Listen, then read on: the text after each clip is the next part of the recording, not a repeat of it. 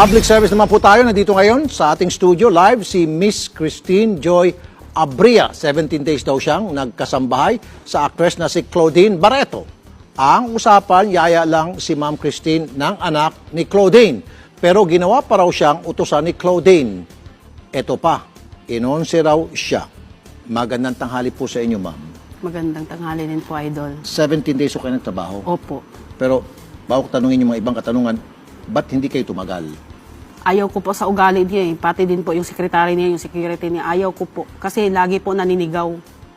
Tapos, Baka naman may kasalanan kayo, kaya kayo wala sinisigawan. po akong ginagawang mali. Pati din po yan si Claudine na yan.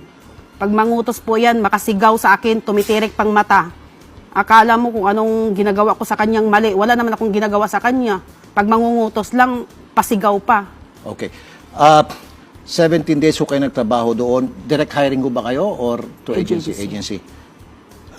Binayaran ko kayo nung 16 days. Opo. Oh, binayaran pala kayo. So, ang kulang lang is 1 day. Opo. Magkano yung 1 day? 200 lang po. 200 lang? Opo, Ayun ang 1 gusto mong singilin sa kanya? Opo. Ano pa? Yun lang Tapos- pinunta nyo rito, yung 200. Opo, sir. Tapos yung maningil nga po ako sa... Bigyan na lang kita ng 200 para hindi natin magpagod pa pumunta doon sa kanya o kanino man para kunin yun. Dagdagan ko pa. Okay nga po, sir. Oh, so yun lang sisingilin mo. Opo, sir. 200 lang. Opo, sir. At saka yung papabayad nga po ako doon sa pagserbisyo ko sa kanya sa ospital. Teka muna, binayaran ka na kanyo ng 16,000 ay para sa 16 days. Opo. So- Wala pong bayad yung pagserbisyo ko sa kanya sa ospital po eh.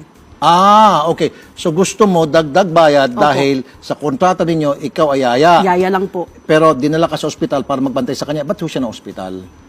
Nagpapa-opera po siya ng, sabi niya, cyst daw po. Okay. So pagdating ho doon sa ospital, ilang araw ho kayo doon? 4. 4. Anong nangyari po doon sa ospital? Yun nga po, pag sa umaga, nag-alaga ako doon sa anak niya. Pagkagabi, di nga po ako nakatulog yun 4 na araw eh. Dahil mayat-maya po yung gising niya sa akin, gigisingin niya ako. Samahan ko siya sa CR, manigarilyo lang, iihi. Maya-maya, gigisingin naman po niya ako, manigarilyo, iihi. Minuto-minuto po yun, sir. Kaya magdamag, hindi ako nakatulog po yun. Okay. Bakit kayo lang ho ba ang yaya? Ako Wala ho lang- bang ibang yaya o kasambahay? Mayroon, sa hospital po, ako lang po ang dinala, tapos kasama ko po yung PA niya. Okay. Opo.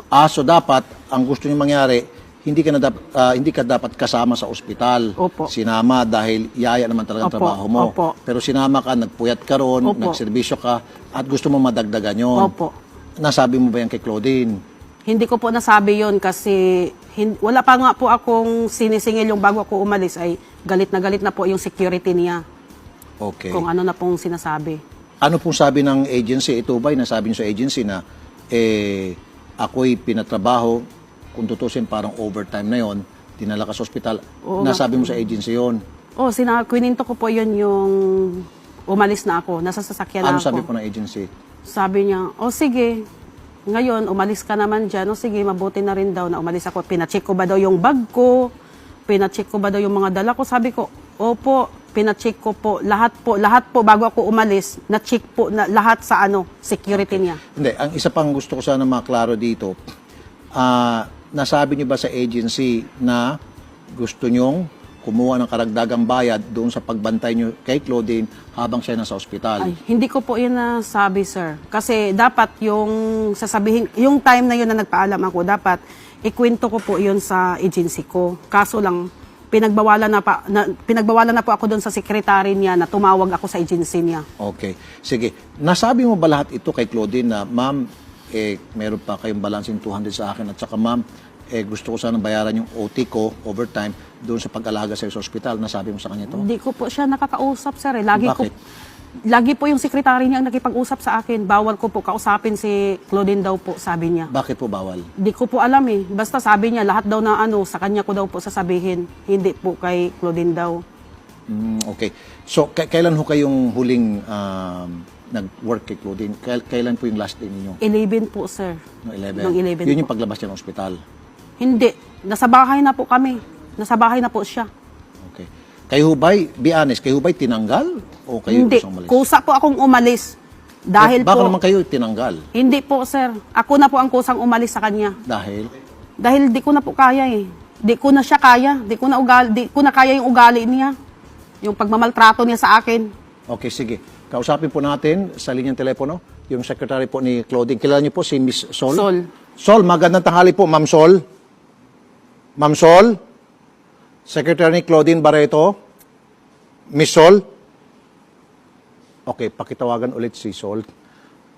Miss Sol, ano apelyido ni Sol? Ano po? Akap.